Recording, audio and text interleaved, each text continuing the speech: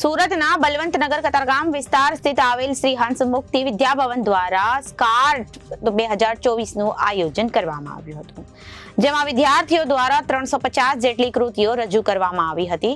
શ્રી હંસ મુક્તિ વિદ્યાભવન દ્વારા આજે શાળાના બાળકો, શિક્ષકો તથા વાલીશ્રીઓ દ્વારા વિવિધ કલાકૃતિઓ, પ્રોજેક્ટ અને પ્રયોગોના મોડેલ તૈયાર કરવામાં આવ્યા હતા। આ કાર્યક્રમને વધુ દીપાવવા કતારગામ વિસ્તારના કોર્પોરેટર નરેન્દ્રભાઈ પાંડવ, જ્યોતિબેન પટેલ પણ ઉપસ્થિત રહ્યા હતા। તેમજ નજીકની તમામ શાળાના આચાર્યશ્રીઓ આવી બાળકો તથા શિક્ષકોના ઉત્સાહમાં અનેરો વધારો કર્યો હતો અને તેમના દ્વારા બનાવેલ બધી જ કૃતિઓ નિહાળી હતી। આવી રીતે શ્રી હંસ મુક્તિ વિદ્યાભવન દ્વારા સ્કાર્ફ 2024નું સુંદર આયોજન કરવામાં આવ્યું હતું।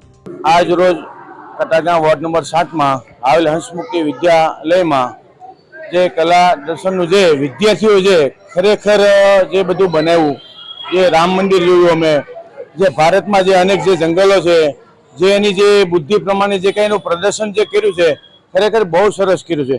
આ જોતા એવું લાગે છે કે ભવિષ્ય આપણો ભારત દેશ જે વિશ્વ તરફ જઈ રહેવાની તૈયારી છે, તો મને એવું લાગે છે કે આજકાલના જે વિદ્યાર્થીઓ જે છે એ આ રીતે જો પ્રદર્શન કરશે તો આવતા 10 વર્ષમાં મને એવું લાગે છે કે ખરેખર ભારત વિશ્વ થઈ શકે છે। અને આ જ રીતે થવાથી બાળકોને બી શક્તિ આવે છે, બાળકોને બી ખરેખર એમ લાગે મારે કંઈક કરવું પડે એમ છે। એમ હંસ મુક્તિ વિદ્યાલય જે કર્યું છે એમ દરેક શાળાઓએ આ રીતે પ્રદર્શન કરવું જરૂરી છે, જેથી દરેક વિદ્યાર્થીઓને બી મગજમાં અને આગળ પ્રગતિ થાય। એમાં મારી સાથે મારા સાથી કોર્પોરેટર જ્યોતિબેન બી હારે હતા, મારા પ્રિન્સિપાલ છે હંસ મુક્તિના, એમના ટ્રસ્ટીઓ સાથે છે, તેઓને જે અમને બોલાવી અને જેઓએ જે અમને પ્રદર્શન બતાવ્યું એમનો ખૂબ ખૂબ આભાર માનું છું। મારું નામ તેજસ ઠક્કર છે। હંસ મુક્તિ વિદ્યાભવનમાં હું એક ટ્રસ્ટી તરીકે કાર્ય બજાવું છું। આજ રોજ 24 તારીખે અમારી શાળામાં બાળકો અને શિક્ષકોના સમન્વયથી, જેમાં વાલીઓનો પણ સાથ સહકાર રહ્યો અને તેના કારણે તે લોકોએ વિજ્ઞાન, કલાકૃતિ અને વિવિધ પ્રકારની કૃતિઓ રજૂ કરી અને તે સાથે અભૂતપૂર્વ હોરર રૂમનું પણ એમને નિર્માણ કરેલું છે કે જેમાં બાળકોને ગમ્મત સાથે થોડોક ડરનો પણ અનુભવ થાય છે। વિજ્ઞાનના પ્રયોગોની સાથે સાથે તે લોકોએ અલગ રીતે રામ મંદિરની પણ નિર્માણ કરેલું છે અને અત્યારે જે પ્રમાણે બાળકો પોતાની સેલ્ફને અલગ અલગ કૃતિઓમાં રજૂ કરેલી છે તે જોતા અમને એવું લાગે છે કે ભાઈ બાળકો પોતાના ભણતરની સાથે અંદર રહેલી સુષુપ્ત શક્તિઓને પણ બહુ સારી રીતે આગળ વધારવા માટે સક્ષમ છે।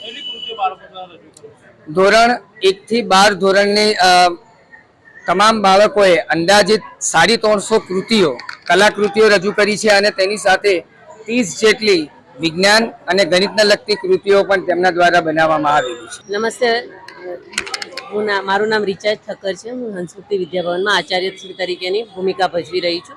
અમારી શાળામાં આજરોજ શનિવારના 24 તારીખના રોજ જે સ્ક્રાફ્ટ ફેર, સ્ક્રાફ્ટ મતલબ કે મેથ્સ, સાયન્સ અને આર્ટ અને ક્રાફ્ટ, જે બાળકો, શિક્ષકો અને વાલીઓ દ્વારા જે કલાકૃતિઓ છે એનું પ્રદર્શન રાખવામાં આવેલું છે અને એની સાથે સાથે અમારા શિક્ષકો દ્વારા સ્પેસ રૂમ, હોરર રૂમ એ વસ્તુઓની પણ તૈયારીઓ કરવામાં આવેલી છે।